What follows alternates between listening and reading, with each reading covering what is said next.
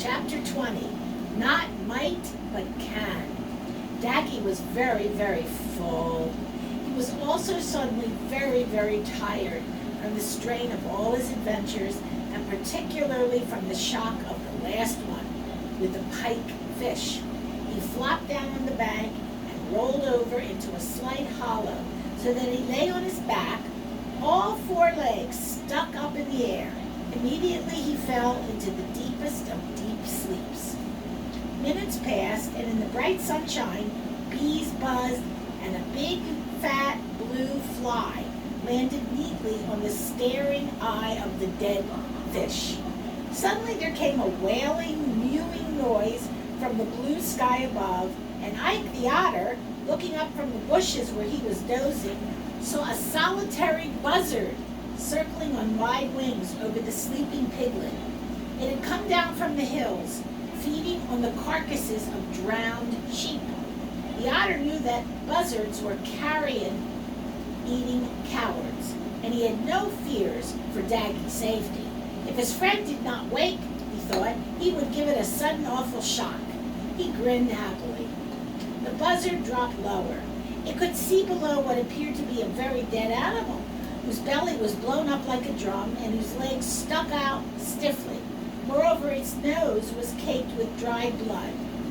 The buzzard was prepared to land, but at the moment it heard a loud noise in the distance, and a big strange bird with twinkling glassy eyes and wings that whirled above its body came clattering downstream.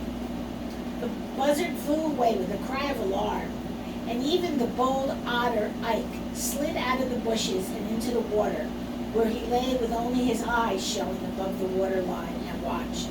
The helicopter checked, and the crew looked down. "There he is!" shouted the observer, "but dead as a doornail by the look of him. Something got the poor little thing. Look at the blood on his snout. We'd better pick him up," the pilot said. "Death of a hero," said the winchman. "Tell you what," said the pilot, "we can fly him home in state. After all, he was the one and only swimming pig. Let's give him the grandest possible return to his last resting place."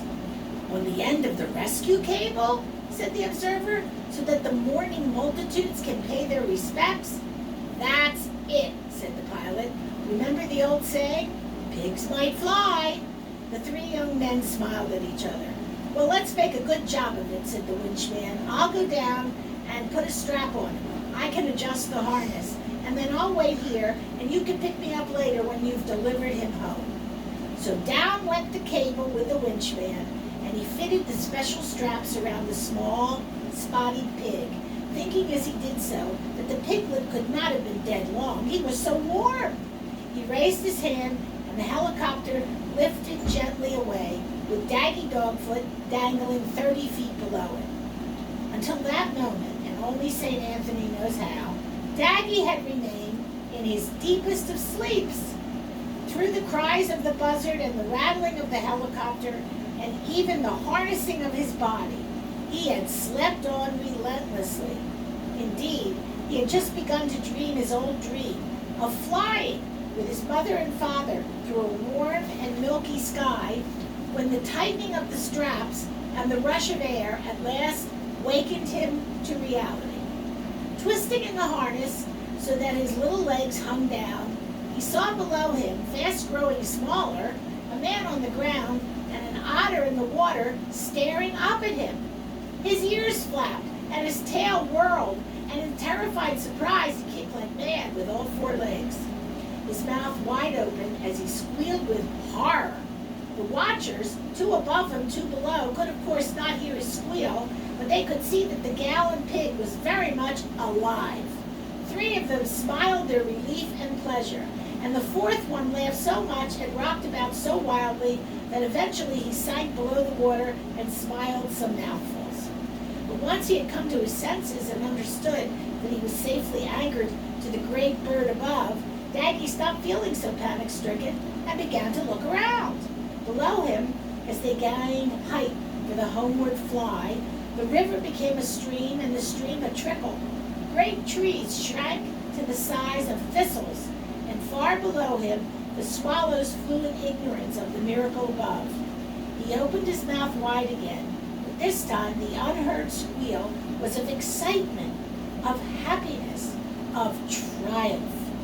"Pigs might fly!" shouted Daggy. That's what Aunt Gobblespun said. Not might, but can. This pig is flying. So look out, Auntie, look out, Father, look out, Mommy. Whee! Here I come.